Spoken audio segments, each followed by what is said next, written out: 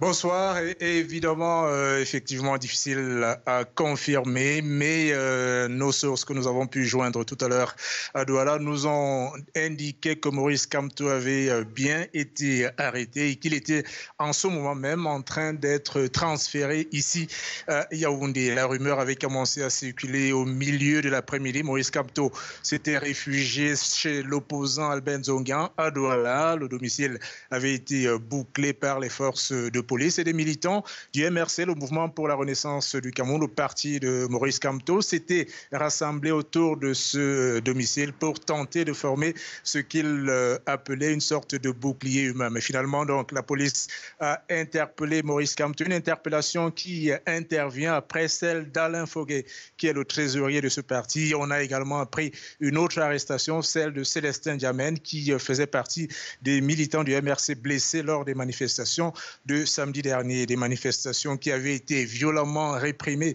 par les forces de l'ordre.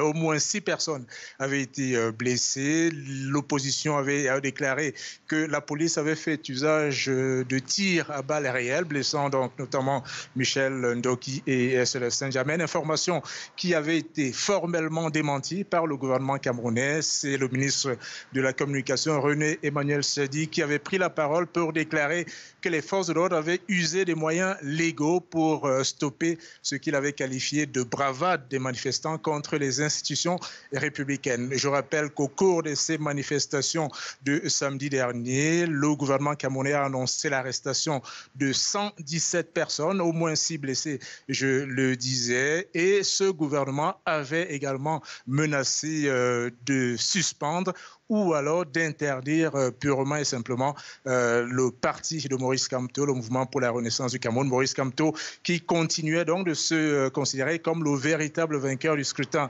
présidentiel du 7 octobre dernier, officiellement remporté par le président sortant Paul Biya, et dénonçait ce qu'il qualifiait de hold-up électoral qui se trouverait donc ce soir en état d'arrestation.